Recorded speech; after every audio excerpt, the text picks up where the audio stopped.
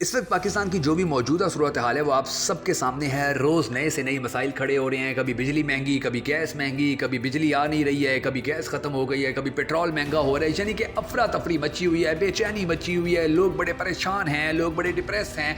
रोज़ाना की बुनियाद पर हज़ारों लोग पाकिस्तान छोड़ कर जा रहे हैं। लेकिन अब जो तूफ़ान पाकिस्तान के अंदर आने वाला है, अब जो चीज़ पाकिस्तान के अंदर होने वाली है, जिसके ऊपर साइंसदान चीख रहे हैं, साइंसदान बार बार पाकिस्तान को वार्निंग दे रहे हैं, उसके ऊपर यकीन जानिए कि हमारी हुकूमत ने ना ही कोई बात सुनी है, ना ही उसके हवाले से कोई काम शुरू किया गया है, ना ही अवाम को बताने की कोशिश की जा रही है कि ये क्या हो रहा है और मामलात जो हैं वो आने वाले वक्त के अंदर कितने गंभीर हो सकते हैं, कितने खराब हो सकते हैं। हमारी हुकूमत ने इस हवाले से बिल्कुल आंखें बंद की हुई हैं। बिल्कुल अवाम को वो कह रहे हैं कि ये साइंसदानों की बात अवाम तक पहुंचने ही ना दी जाए।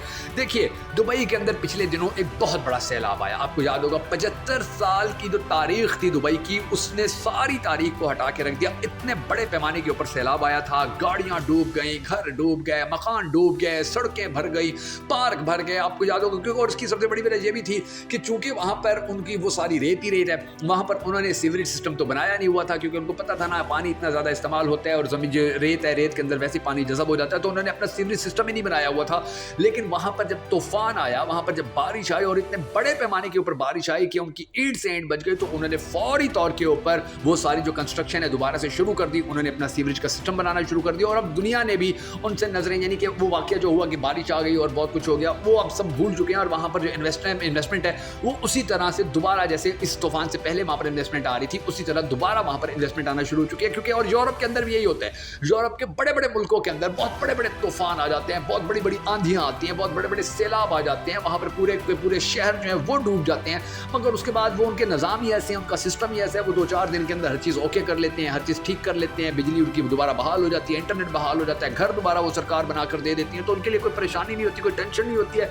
लेकिन पाकिस्तान का बड़ा मसला गंभीर है। पाकिस्तान का मसला ये है कि पिछले साल आप देखिए, कुछ साल पहले जो तूफान आया था, जो पाकिस्तान के अंदर बारिशें आई थी, जो पाकिस्तान के अंदर सैलाब आया था, तो उसके बाद हमारा काम ये होता है कि हम दुबई की तरह या यूरोप की तरह अपने मुल्क को ठीक नहीं करते, हम कटोरा उठा के दुनिया में चल पड़ते हैं, हम कटोरा उठा के दुनिया के आगे भीख मांगना शुरू हो जाते हैं। तो हमारे जो मसाइल हैं वो बड़े गंभीर होते जा रहे हैं और ये साइंसदान बार बार कह रहे हैं कि पाकिस्तान के अंदर अब जो गर्मी आ रही है, अब जो यहाँ पर तूफान आने जा रहे हैं, अब जो यहाँ पर सैलाब आने जा रहे हैं, ये चीखें निकलवा कर रख देंगे। ये वहाँ पर यकीन जानिए कि इस तरीके से पाकिस्तानी अवाम की ज़िंदगी ख़राब होगी कि आप सोच भी नहीं सकते हैं। अब आप ये देख लीजिए, पाकिस्तान के हवाले से खबर आई पिछले दिनों कि जी पाकिस्तान के कुछ इलाकों में 52 डिग्री सेंटीग्रेड तक चली गई थी गर्मी, 52 डिग्री सेंटीग्रेड तक। और इसको साइंसदानों ने बड़ी तशवीशनाक सूरत हाल करार दी है, बड़ी तशवीशनाक सूरत हाल। उन्होंने कहा है कि ये है कि पाकिस्तान के अंदर ये सारा सिलसिला चल रहा है और अगर ये सिलसिला इसी तरह चलता रहा तो साइंसदानों ने कहा है, माहिरीन ने कहा है कि फिर पानी की कमी हो जाएगी पाकिस्तानियों, फिर पाकिस्तान के जो 25 करोड़ अवाम है उनके पास ढंग का फिर पानी पीने के लिए भी नहीं होगा और हालात जो है वो इतने ज़्यादा जो है वो ख़राब हो जाएंगे। क्योंकि आप देखिए, ग्लेशियर जो है पाकिस्तान के 7000 ग्लेशियर हैं पाकिस्तान के पास, आस्ता आस्ता ये पिघल रहे हैं। हमारा 70% से ज़्यादा जो साफ़ पानी है, जो पीने का इस्तेमाल का पानी है, वो हमें इन्हीं ग्लेशियर से ही मिलता है।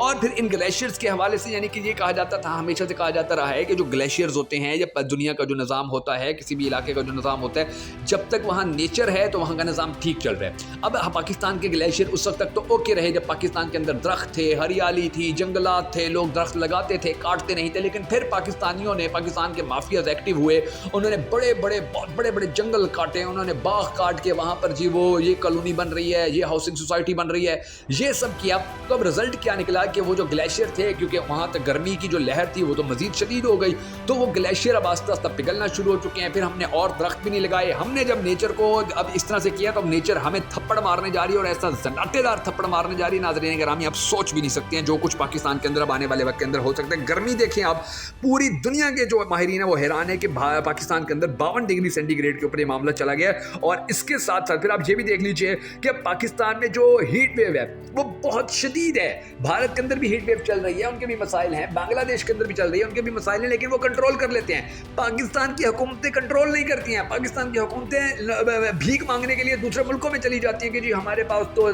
सैलाब आ गया, हमारे पास तो हीट वेव आ गई। और ये देख लीजिए आप नाज़रीन गिरामी कि ये जो हीट वेव है, ये अभी गर्मियां शुरू, अभी ठीक से गर्मियां ढंग से शुरू नहीं हुई हैं। ये 52 डिग्री सेंटीग्रेड पे पहले से ही चला गया है। आपने इस बात को अपने जहनों में रखना है कि ये हालात हमारे कितने खराब होते चले जा रहे हैं कि अभी गर्मियां शुरू नहीं हुई हैं और हमारा जो टेम्परेचर है वो 52 डिग्री सेंटीग्रेड के ऊपर चला गया है। ये बड़ा बड़ा ही यानी कि बिल्कुल इसके बारे में कोई सोच भी नहीं सकता था कि ये हालात जो हैं वो इस तरीके से हो जाएंगे, हालात इस नहज के ऊपर चले जाएंगे।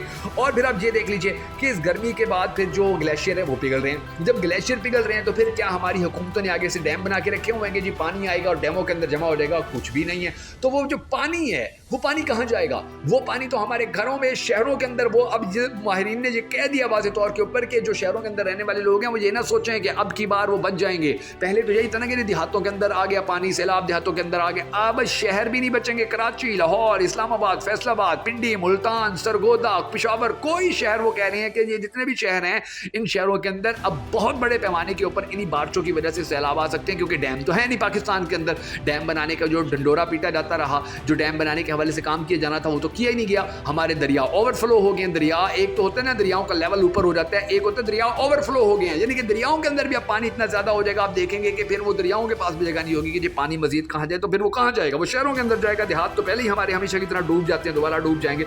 और फिर इन देहातों के डूबने से, शहरों के अंदर पानी आने से, अब ये देखिए नाज़रीन गिरामी कि नई नई बीमारियां आ जाती हैं, नए नए मसाइल खड़े हो जाते हैं। और वो बीमारियां, ये जो अब देखिए माहिरीन ने कहा है कि जी जो बीमारियां कई 100 साल पहले छुप गई, कम हो गई, बैक फुट पर चली गई थी, माहौल तब्दील हो गया था, वो बीमारियां दोबारा पाकिस्तान के अंदर सर उठा सकती हैं कि अगर ये सैलाब आते हैं, अगर ये इसी तरह की माहौल बनता है, अगर 52 डिग्री सेंटीग्रेड से भी ऊपर मामला चले जाते हैं तो वो बीमारियां दोबारा आ जाएंगी और पाकिस्तान के अस्पताल भर जाएंगे। अब पाकिस्तान के अस्पताल तो ऑलरेडी भरे हुए हैं। आप किसी भी पाकिस्तान के सरकारी अस्पताल के अंदर चले जाएं, वहाँ पे आपको बेड ही नहीं मिलेगा, क्योंकि पाकिस्तान की जो अवाम है उनको बीमार, यानी कि पाकिस्तान के अंदर क्योंकि कोई निज़ाम ज़िंदगी नहीं है, जहाँ पर कोई ना खाने का ढंग का कुछ मिलता है, ना यहाँ पर अवाम को कोई सहूलत दी जाती है। तो अस्पताल तो हमारे पहले भरे पड़े हैं, मामलात तो हमारे पहले बड़े ख़राब हैं। फिर ये देख लीजिए आप नाज़रीन गिरामी कि हमने जो दरख्त काटे, अब उसके डायरेक्ट रिजल्ट जो है वो हमारी ज़राअत के ऊपर, ज़राअत सिस्टम जो है हमारा वो मुकम्मल तौर पर तबाह हो गया। हर जगह सैलाब आते हैं। और फिर आप ये देख लीजिए कि जहाँ पर सैलाब आता है एक बार नाज़रीन गिरामी, फिर वहाँ पर फसल आसानी से नहीं उगती है।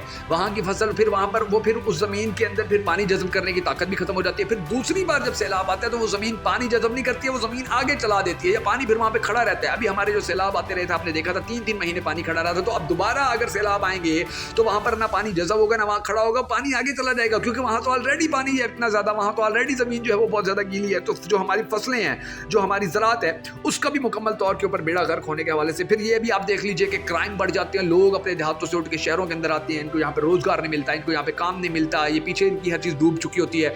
यहाँ पर आकर फिर उनके बच्चे भूखे होते हैं, उनकी फैमिलीज भूखी होती हैं, उन बेचारों को जब कोई काम नहीं मिलता तो क्राइम के अंदर इजाफा हो जाता है। अब ये पिछला सैलाब जो आया था, मैं आपको बता दूं कि जनूबी पंजाब के उन इजला के अंदर के जहाँ पर सैलाब से मुतासरा लोग आए थे, वहाँ पर क्राइम की शरह में बहुत ज़्यादा इजाफा हो गया था। और ये नहीं है कि ये चोर डाकू लोग होते हैं या ये लोगों का हक खाने वाले, ये तो गरीब लोग होते हैं, ये तो मस्कीन लोग होते हैं, ज़मीनों के ऊपर फसलें लगा के अपनी रोजी रोटी कर रहे होते हैं। लेकिन जब उनके ऊपर आफत आती है तो बजाय इसके कि हुकूमत उनको सपोर्ट करे, उनको कैंपों में फेंक दिया जाता है, उनको जी खेमे लगा के दे दिए जाते हैं, उनको रोजगार नहीं दिया जाता। तो फिर वो जब ऐसा होता है, जब उनको रोटी नहीं दी जाती है तो फिर क्या रिजल्ट निकलेगा? वो बेचारे गरीब अपने बच्चों को कहाँ से रोटी खिलाएंगे? वो अपने बच्चों को कहाँ से उनको बिस्तर ला कर देंगे? तो ये सारे जो मामला है, फिर वो क्राइम रेट जो है वो भी आसमान के ऊपर पहुंच जाता है। तो ये जो सारे मामला हैं, ये जो सारा तूफान अब आने जा रहे हैं, यकीन जानिए कि ये बड़ा ही गंभीर है। और इमरान खान ने फिर जो बिलियन ट्री लगाए थे उनकी भी इन लोगों ने हिफाजत नहीं की। अब देखिए कि अंदाज़ा लगा लीजिए, लाहौर, फैसलाबाद, कराची के अंदर पहले जो एक इंसान की उम्र होती थी वो 68 साल होती थी। अब हालात ये है कि वो शरह 57 साल के ऊपर आ गई है। यानी कि आप अंदाज़ा लगा लीजिए कि कम से कम 11 साल उम्रें कम हो गई हैं। और 27 साल की उम्र में इन शहरों के जो रहने वाले लोग हैं वो आस्ता आस्ता बीमार होना शुरू हो जाते हैं जब वो 27 साल के होते हैं। और फिर आगे की जो ज़िंदगी होती है 57 साल तक की, वो बीमारियों के अंदर ही गुजारते हैं। दवाइयाँ यहाँ पर 2 नंबर हैं, खाना यहाँ पर 2 नंबर है, तालीम यहाँ पर 2 नंबर है, सहूलियात यहाँ पर 2 नंबर है। पूरी दुनिया कह रही है पाकिस्तानियों के खुदा का वास्ते खाना कम खाओ, सबसे ज़्यादा शुगर के मरीज तुम्हारे पास हैं, लेकिन हम तो फिर भी खाना खाते रहा और फिर गंदा खाना खाते हैं, या यकीन जानिए। तो अब ये जो बड़े बड़े माहिरीन है ये कह रहे हैं कि ये 25 करोड़ के लोगों का मुल्क है। इस 25 करोड़ के लोगों के मुल्क के अंदर आने वाले जो हालात हैं वो बड़े गंभीर हैं। आने वाले जो यहाँ पर तूफान हैं, आने वाले जो यहाँ पर बारिशें हैं, जो मूनसून यहाँ पर स्पेल आने वाला है, ये जो हीट वेव चल रही है, जो दरख्त तुम लोगों ने काट लिए हैं, तुम जो शवारमे और बर्गर खा खा के जो बीमार हो रहे हो, तो ये जो सारे मामला हैं तुम्हारे लिए बड़े गंभीर है। हुकूमत को, पाकिस्तान की हुकूमत को इस हवाले से बड़ा संजीदगी से सोचना होगा, उनको बड़ी संजीदगी से देखना होगा कि ये मामला कैसे चल रहे हैं, इन मामला के अंदर क्या कुछ। देखिए पिछली बार जो सैलाब आया था पूरी दुनिया ने ऐलान किए थे जी इतना डॉलर, और शहबाज शरीफ चीख के, हमारा मीडिया चीख के जी 70 अरब डॉलर 80 अरब डॉलर पाकिस्तान को मिले, कि ढेला नहीं मिला, एक टका नहीं मिला, एक अठन्नी नहीं मिली है। तो अब अगर ऐसे हालात बनते हैं तो ये हालात और भी गंभीर हो जाएंगे। हम सबको अल्लाह तबारक व तआला के हुजूर दुआ करनी है कि हमारे पाक परवरदिगार हमारे मुल्क के हालात के ऊपर रहम फरमा, हमारे मुल्क के हालात को बेहतर कर, पाकिस्तान का अगला वज़ीर आज़म उस शख्स को बना के जिससे ये पाकिस्तानी कौम बड़ी टूट कर मोहब्बत करती है और वो भी पाकिस्तानी कौम से बड़ी टूट कर मोहब्बत करता है। अगर आप भी हम सबके साथ मिलकर होने वाली इस सदका जारी दुआ में शामिल होना चाहें तो कमेंट सेक्शन में आमीन जरूर लिख दीजिएगा।